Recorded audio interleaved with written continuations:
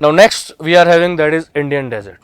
Now students, Indian desert, we can say that it is again we can say lies between mainly in the western margin of or we can say in the western side of Aravalli ranges in the Indian desert, or basically Indian desert we are having sand plain regions which are basically covered by sand dunes. Sand dunes are basically also called barkhans, right. So crescent shape मतलब इनके अंदर ये इस तरीके की form में mainly आपके जो इंडियन डेजर्ट्स हैं, इंडियन डेजर्ट में जो ड्यून्स अवेलेबल होते हैं, जो रेतीले टीले होते हैं जिनको टीबा बोलते हैं, हम उनको हम सैंड ड्यून्स बोलते हैं. तो सैंड ड्यून्स हमारे किस तरीके से ओरिजिनेट होंगे? सैंड ड्यून्स इस तरीके से हमारे ओरिजिनेट हो जाते हैं. ये किसका रिजल्ट होते हैं? या तो ये विंड्स का रिजल्ट है, ठीक है, या फिर ये किसी ना किसी रेनफॉल एक्टिविटी की वजह से ये रिजल्ट है.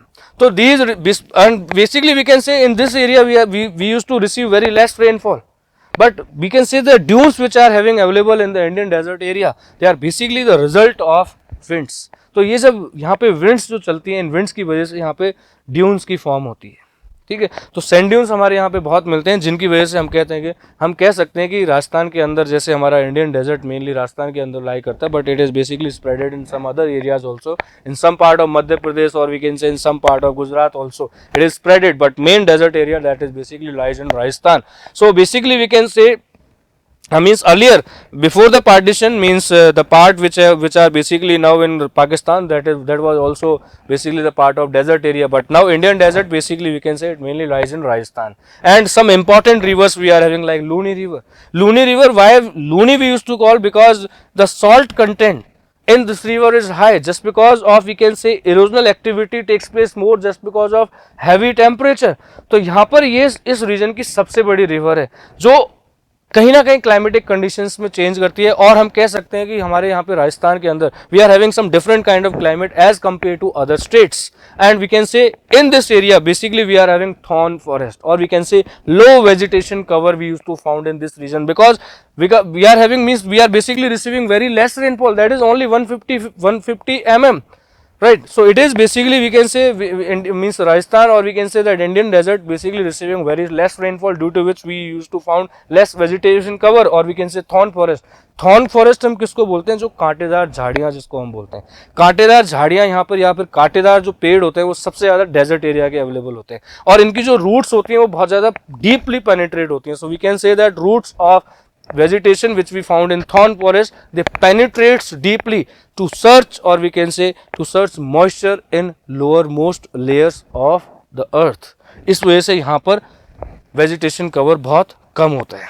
तो I hope you understand Indian desert, right? So Indian desert basically we can say in this area we are having means we can say scarcity of water resources. So due to scarcity of water resources, too much economic conditions are not taking place in Indian desert area, right? So basically it is the result of we can say plate tectonics again, or we can say it is basically the result of drift theories.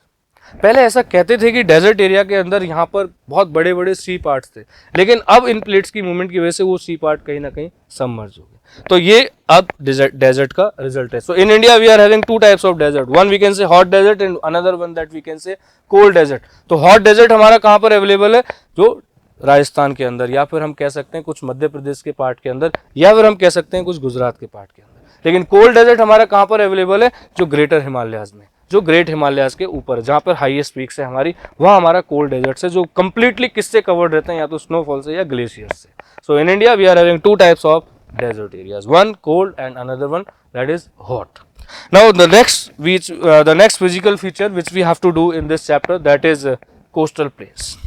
Now students, in first chapter we have already done the plain areas, or we can say the coastal areas of India, right? So we can say that means below that we are having 7516.6 kilometers of total coastline of India, including islands. Right, so coastal plain is basically low lying area, right, or we can say it is basically flat area. देखो plain area की बात हम कहीं पर भी करेंगे तो वो बिल्कुल फ्लैट होगा, अर्थ सरफेस के बिल्कुल लेवल में होगा, right. And it is means we are taking about coastal. Coastal हम कहाँ बोलते हैं?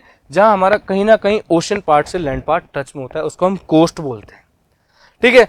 तो ये कोस्टल एरिया हमारा टोटल कंप्लीट कोस्टल एरिया हमारा 7500 सॉरी 7,516.6 किलोमीटर्स का total cost area including islands, right.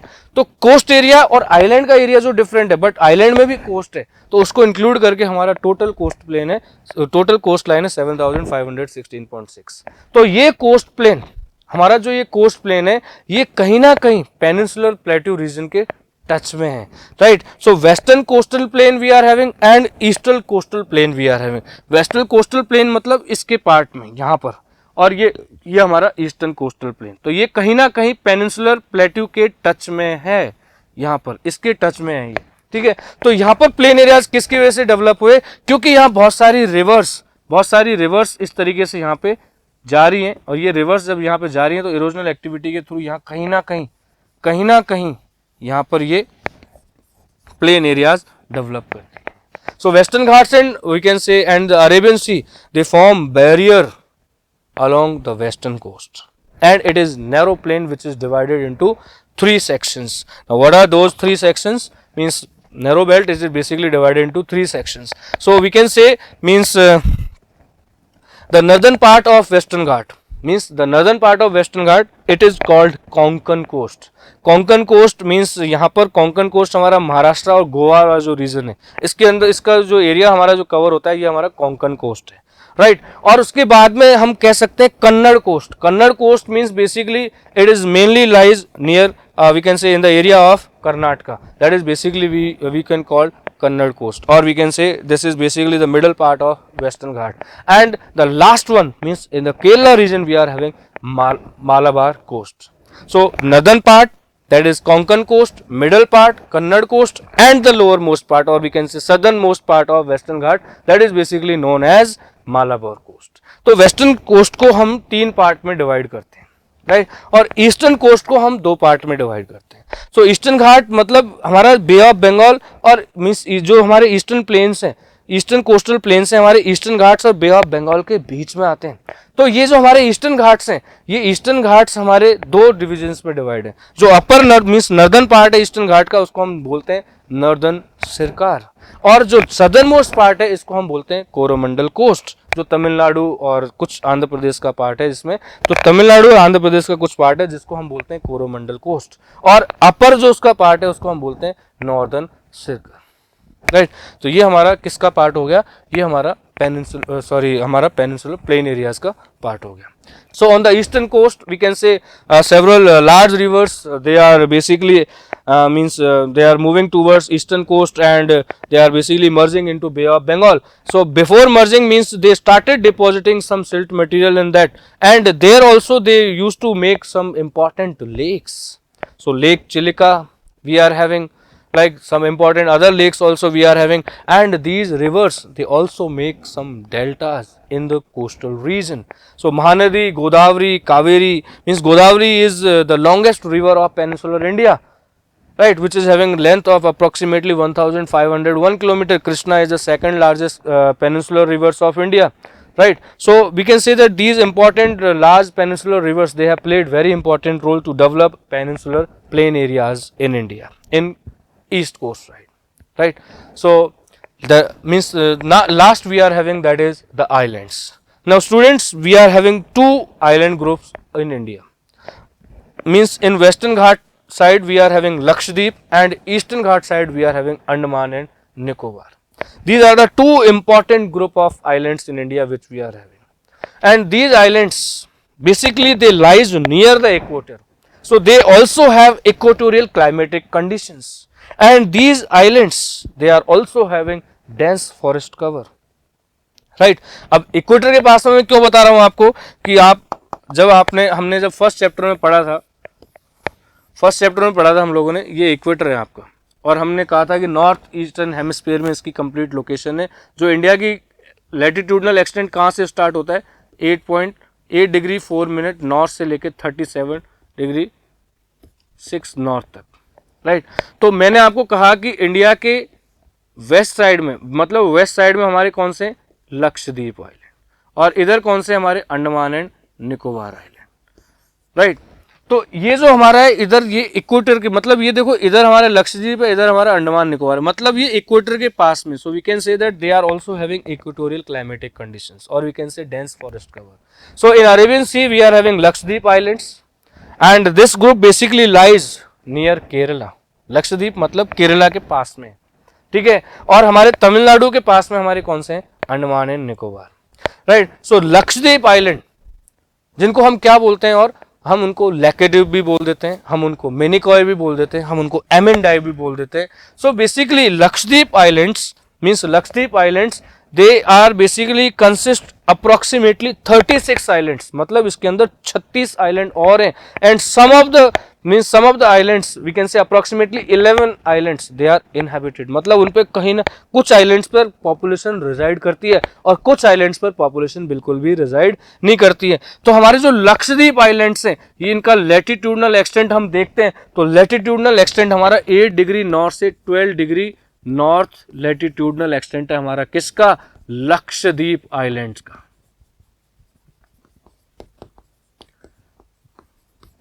Right. और उसके बाद हमारा आता है मींस इसका लक्षद्वीप आइलैंड के अगर हम एडमिनिस्ट्रेटिव हेडक्वार्टर की बात करते हैं तो वो हमारा कावरती आइलैंड है. Kavaratti island is basically we can say administrative headquarter of Lakshadweep island, and Lakshadweep island is basically rich in flora and fauna. Now what is flora? Flora is basically related to we can say plant species, and fauna is basically related to animal species. So Lakshadweep island, अब मैं दोबारा आपको बताता हूँ, western coast की side में केरला के पास में है, और इसको हम लैकेद्वीप भी बोल देते हैं, इसको हम एमेंडेव भी बोल देते हैं, इसको हम मिनिकॉय भी बोलते थे. और इसका लैटिट्यूडनल एक्सटेंट आपको कितना है, 8 डिग्री नॉर्थ से लेके 12 डिग्री नॉर्थ तक इसका लैटिट्यूडनल एक्सटेंट है. और अगर हम मींस लॉन्गिट्यूडनल एक्सटेंट की अगर इसकी हम बात करते हैं, so longitudinal extent of Lakshadweep island is basically we can say from 71 eastern longitude to 74 eastern longitude. So basically we can say that Lakshadweep Island is the small island, or we can say it is basically the group of small islands which is basically having a small latitudinal and longitudinal extent. Now the next that is basically we are having in this, that is the Andaman and Nicobar Islands. Andaman and Nicobar Island, again we can say it is basically the means island group. Andaman and Nicobar Island, basically it is the island group which mainly lies in the eastern side of Eastern Ghats. So here we are having Andaman and Nicobar Islands, right. And in first chapter we have done Indra Point. Indra Point basically it was the southernmost point of Andaman and Nicobar Island, whose latitudinal extent was basically we can say from 6.4, right. So basically we can say that here we are having Andaman and Nicobar. It basically lies in Bay of Bengal, means ये Andaman and Nicobar Bay of Bengal के अंदर है. और we can say it is having ridge submarine mountains. यहाँ पर भी छोटी छोटी माउंटेन्स हैं. और यहाँ पर हम कह सकते हैं कि ये अंडमान निकोबार कितने आइलैंड का ग्रुप है, 572 आइलैंड का ग्रुप है. तो हम कह सकते हैं कि ये लक्षद्वीप आइलैंड से काफी बड़ा है, जिसका लैटिट्यूडनल एक्सटेंट हमारा कितना है, 6 degree north to 14 degree north, right. ये हमारा लैटिट्यूडनल एक्सटेंट है इसका. और अगर हम लॉन्गिट्यूडनल एक्सटेंट की इसकी हम बात करते हैं तो लॉन्गिट्यूडनल एक्सटेंट हमारा 92 डिग्री ईस्ट से लेके 94 डिग्री ईस्ट लॉन्गिट्यूड के बीच में है, right. And in Andaman Nicobar we are having availability of dense forest regions. यहाँ पे फॉरेस्ट बहुत ज्यादा अवेलेबल है. And Andaman and Nicobar is also one of the tourist spot in India, right. So Andaman Nicobar, and Andaman Nicobar is the basically we can say area of India who receives rainfall almost throughout the year, because here the climatic conditions are totally different as compared to the main landmass of the country, right. So it was all about the islands, means we can say we have done Lakshadweep Island and Andaman Nicobar Island. Now we have to conclude this chapter with the question answers. So first question that we are having, that we can say which of the following is the highest peak of Western Ghats. It is the highest peak of Western Ghat, Annaimudi, which we have already done. The elevation of Annaimudi, that is 2695 kilometers, right. So it is basically the highest peak of Western Ghat. और highest peak of Eastern Ghat हमारा कौन सा था, that was Mahendragiri, right, 1501 meters. right? The next question that we are having, that is what is the east west length of greater Himalayas? तो देखिए greater Himalayas की अगर हम बात करते हैं लेंथ की, ईस्ट वेस्ट या फिर वेस्ट ईस्ट लेंथ की अगर हम बात करते हैं ग्रेटर हिमालयस की, या फिर हम नॉर्दर्न प्लेन्स की लेंथ की बात करते हैं, तो दोनों की लेंथ हमारी कितनी है? दोनों की लेंथ हमारी 2400 किलोमीटर है। अगर यहाँ पे अगर 24 नहीं होता है, अगर 2500 भी आता है तो आप उसको करेक्ट कर सकते हो, right? So 2400 kilometre is the total length of Himalayas from east to west, or you can call west to east. The next question which mainly comes here, that is basically we can say what are central highlands?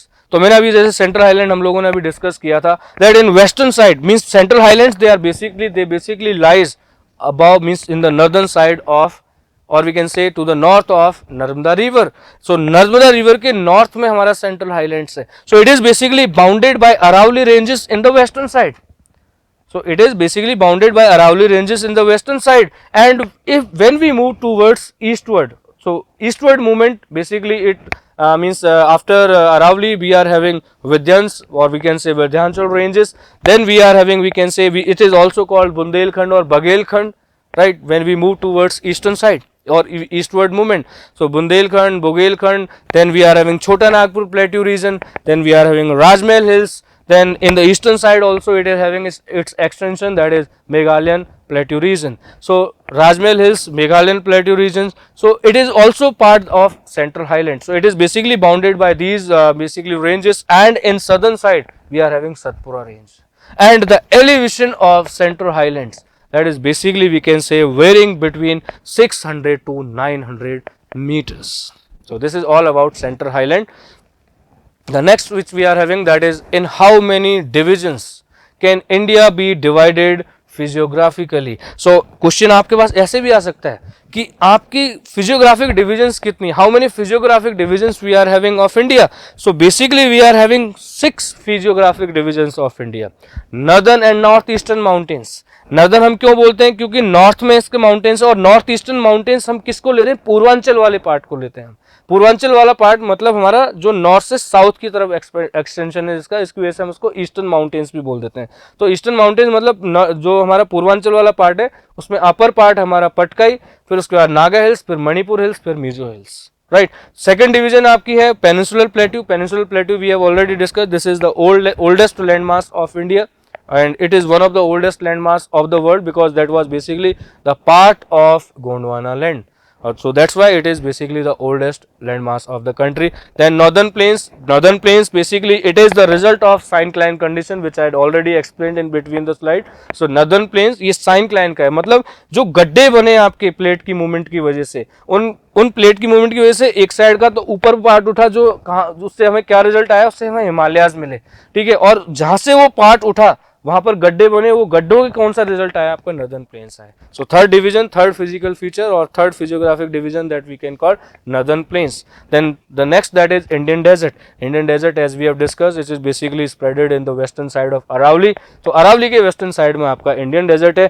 फिर उसके बाद में आपका आ जाता है coastal plains. So coastal plains basically we can say that mainly lies near the western Ghats, और we can say in Western Ghats and in the Eastern Ghats. So in western side and eastern side we are having coastal plains, and basically coastal plains they are mainly the result of some important peninsular rivers like Mahanadi you can say, then you can call Godavari, then you can call Krishna, then you can call Kaveri, right? Narmada, Tapi, they have also played important role to basically make coastal plains. So rivers which are basically flowing towards west of Bengal, they mainly make deltas, and rivers which are flowing mainly towards we can say Arabian Sea or east means western side, they are basically making estuaries, right? So it is very important to note it down. Then islands we are having. So in India we are having two main group of islands, that is Lakshadweep in the western side and Andaman Nicobar in the eastern side. So Lakshadweep it basically includes several group of islands, means 36 group of islands Lakshadweep is having, and Andaman Nicobar is having 572 group of islands.